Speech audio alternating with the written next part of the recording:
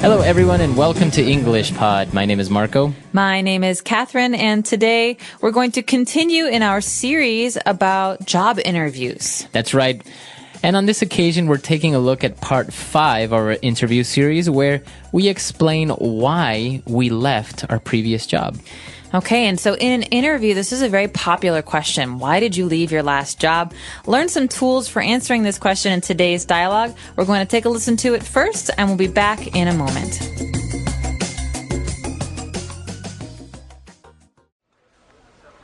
Okay, now I'd like to find out more about your last job. I see you spent almost 4 years at the London Weekly. Is that right? Yes, that's right.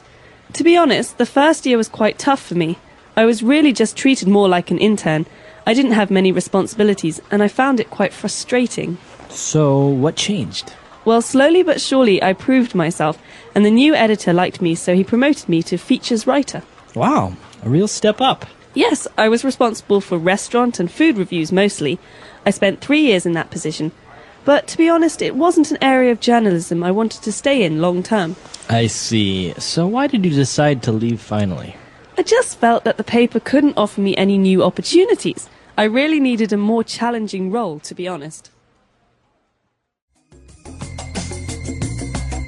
All right, we're back, and as we saw, Rebecca handled it quite well, explaining why you left your last job, because obviously you don't want to say something like, well, I just really didn't like my company, or, you know, the boss was a really bad guy. Or I was fired for being lazy. Exactly. So why don't we take a look at a couple of different words on language takeaway. Language takeaway.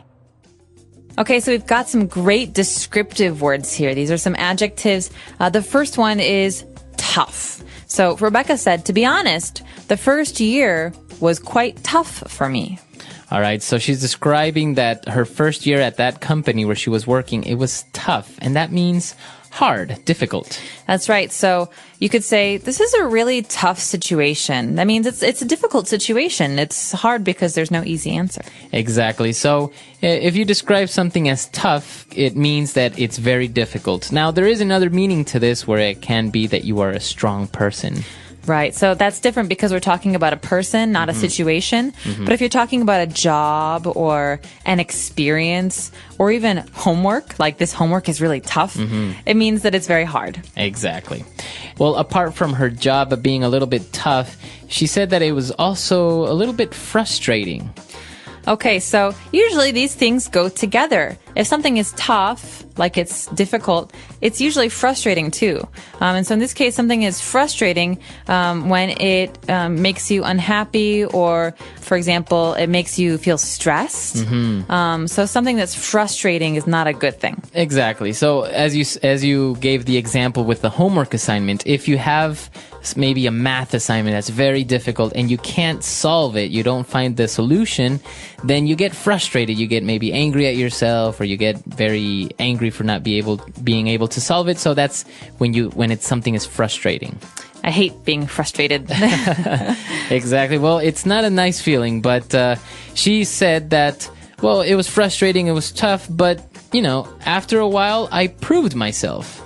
Okay, so that means that she was able to show someone that she can handle difficult things, difficult work, difficult situations. And so she said, I proved myself and the new editor liked me. So basically, she did a really good job. Exactly. So if you prove yourself, you're showing someone that you have great ability or capabilities of solving a problem or being able to handle a difficult job. That's right. For example, I could say, you know, last year, Bob didn't do very well at school, but this year he really proved himself. He studied hard and he got really good grades. Exactly. And well, Rebecca, what she got in exchange for proving herself, she got promoted. This is great. So promotions are good things. The verb here is to promote or to be promoted. So in this case, she was promoted. You could say last year I was promoted, or he will be promoted next week. He doesn't know yet. Exactly. Now, remember that to be promoted means to get a better position in your job. Now, as we mentioned, the verb is to promote. And you may be asking yourself why we are using the verb to be in the past, was promoted. And this is because it's an ed adjective. It's an adjective that ends in ed. So you may think it's a verb, but it's not. It's actually an adjective. The verb here is to be. Exactly. So I was promoted. Was is obviously our verb here, the verb to be, but promoted is an adjective that ends in ed. Okay, and so if I'm the boss, the action I do, the verb I do, is I promote someone. So this can be a little bit tricky, but we recommend that you check out the website for more details because we have lots of examples of how to use this. Exactly. Well, she got promoted and, she was really happy for a while, but then she said, you know what? I really needed a more challenging role, a more challenging job. Okay, challenging is a great adjective. It means something is difficult, or it gives you a challenge. So that means it's not easy. Mm-hmm. Yeah. So she found that her job was a little bit too easy, so she wanted something a little bit more challenging. Okay, and so this is a really great word for job interviews in particular, because you're basically saying, I want hard work. I want to prove myself. There we go again, prove.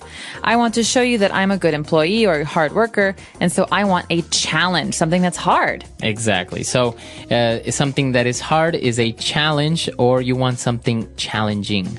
So why don't we review these words that we've taken a look at now? Let's go back to the dialogue and listen to it again.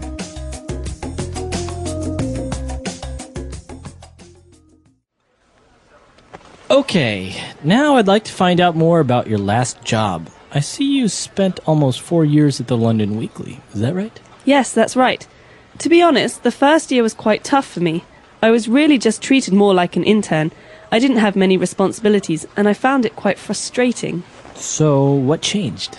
Well, slowly but surely I proved myself, and the new editor liked me, so he promoted me to features writer. Wow, a real step up.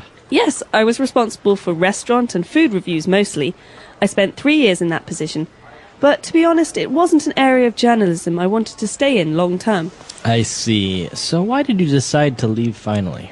I just felt that the paper couldn't offer me any new opportunities. I really needed a more challenging role, to be honest.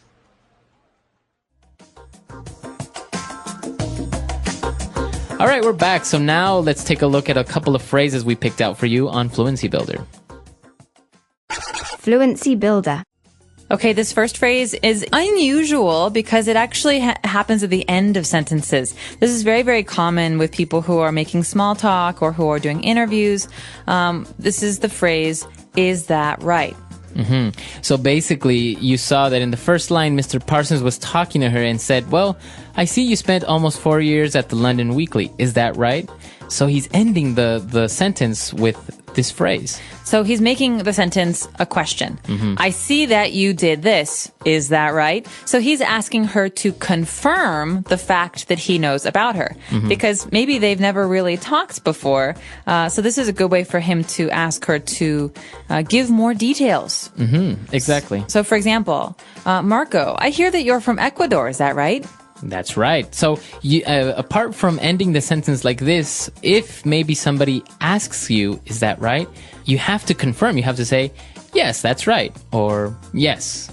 It's also good to elaborate, to give more details. So, yes, I'm from Ecuador. I was born there, but I've lived in the United States. This is a way to give more information because that's basically what the person's asking. Yeah, I think it wouldn't be very good if you're at a job interview and the person says, is that right? And you say, yes, that's right.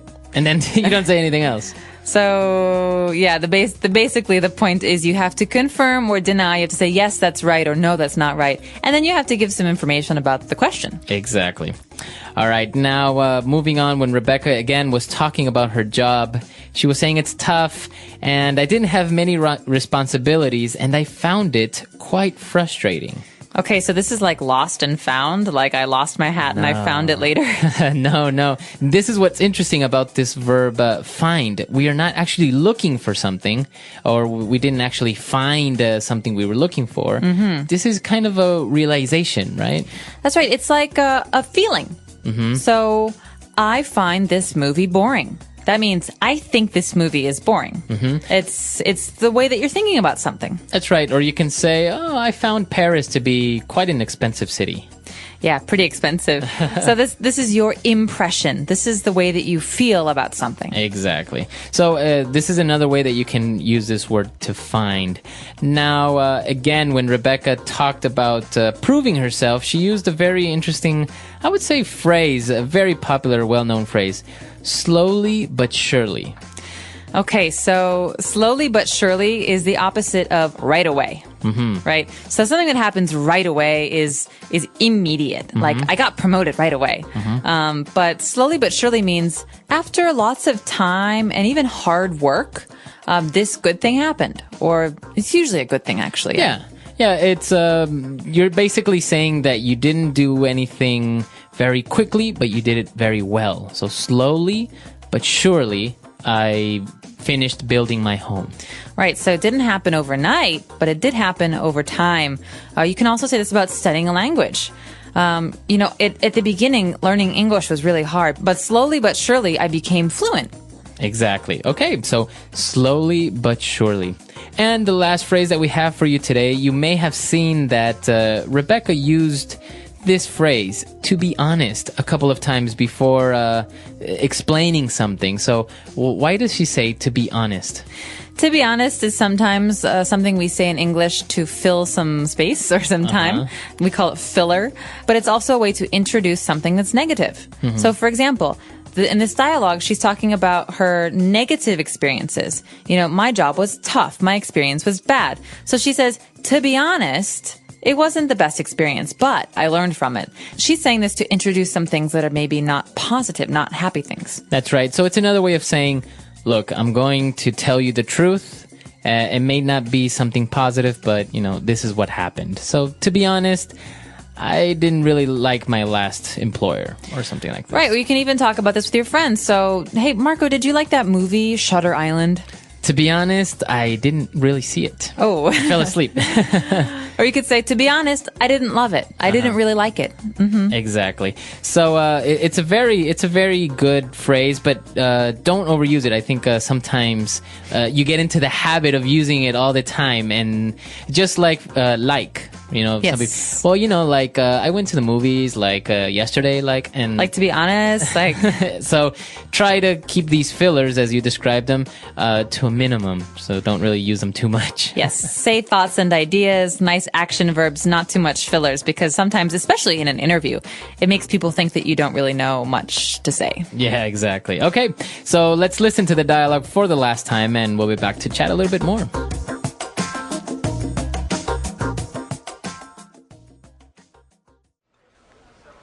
Okay, now I'd like to find out more about your last job. I see you spent almost 4 years at the London Weekly. Is that right? Yes, that's right. To be honest, the first year was quite tough for me. I was really just treated more like an intern.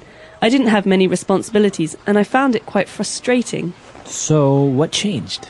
Well, slowly but surely I proved myself, and the new editor liked me, so he promoted me to features writer. Wow, a real step up. Yes, I was responsible for restaurant and food reviews mostly. I spent 3 years in that position. But to be honest, it wasn't an area of journalism I wanted to stay in long term. I see. So why did you decide to leave finally? I just felt that the paper couldn't offer me any new opportunities. I really needed a more challenging role, to be honest.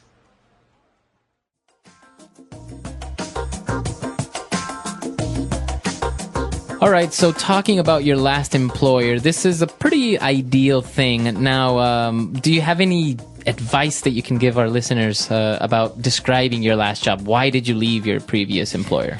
Well, I do have a little bit of basic job advice. I would say don't complain about your last employer. Don't say my boss was mean, my coworkers were lazy, my company was terrible, because usually as a person doing an interview, that makes you think that this person, if they work for you, will complain about you. And so I think it's important, like what Rebecca does in this dialogue, to keep it positive. Yeah. Every negative situation can become a positive experience. So the job was tough, but it was a good challenge, right? Or, but she learned how to do many new things. Exactly. I think this is important for anybody in any language, but in English especially, to use some of these phrases and to say, I really like a challenge, or I didn't feel this was challenging enough, things like this, as opposed to, my old boss is so mean. He made me work on the weekends. Yeah. That company is so terrible. I mean, that kind of stuff no one wants to hear. Yeah, exactly. And I think it's not really useful because even if the company is the competitor, so you don't really get any extra points for giving them like the dirty secrets of what was going on in the company. Maybe saying, oh, my coworkers, they were just so mean to me and stuff like this. Yeah, no, it makes you seem like a complainer. Yeah. And no one wants to hire a complainer. Exactly. All right. So this is an interesting topic. We would like to hear from you. So come to EnglishPod.com and tell us, why did you leave your previous employer? Or just let us know about some of your interview experiences or some of your interview questions. We're happy to help you out. We'll hope to see you at the website. All right. We'll see you there. Bye. Bye.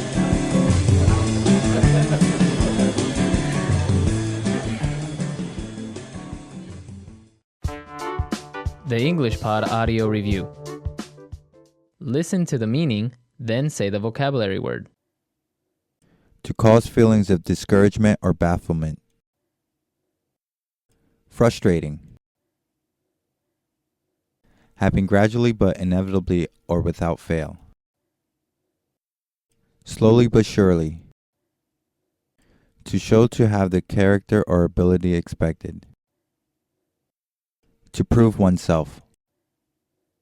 Covering a relatively long period of time. Long term. A test of one's abilities or resources in a demanding but stimulating undertaking. Challenging. Let's try that faster. Happen gradually but inevitably or without fail. Slowly but surely. To cause feelings of discouragement or bafflement. Frustrating. Covering a relatively long period of time. Long term. To show to have the character or ability expected. To prove oneself. A test of one's abilities or resources in a demanding but stimulating undertaking. Challenging. Now say the word and hear it in a sentence. Frustrating.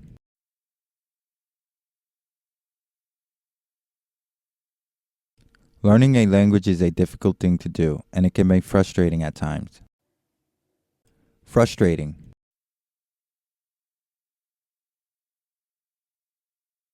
Trying to catch a cab during rush hour is always so frustrating. Frustrating. This is so frustrating. My computer keeps crashing. Slowly but surely. The world is emerging from the recession slowly but surely. Slowly but surely. Our customer base is growing slowly but surely. Slowly but surely. Slowly but surely, the elderly man walked down the street. To prove oneself.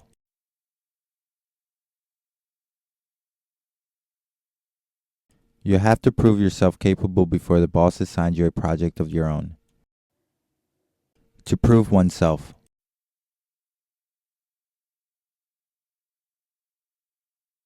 The new guy did a great job on his presentation. He's really proving himself.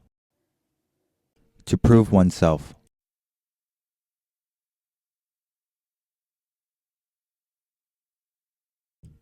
I always turn in quality work on time, but Mr. Wilson still doesn't think I've proved myself. Long term. What are your long-term goals? Long term. I don't see myself living in Hong Kong in the long term. Long term. We work hard to build long-term relationships with our customers. Challenging.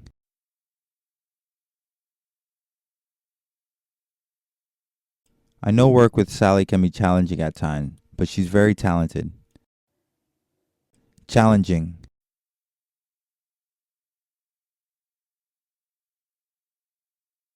All right, team, this is a really challenging situation. We need to come up with a solution.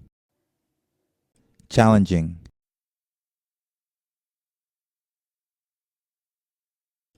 John hopes to take on a more challenging role within the company soon.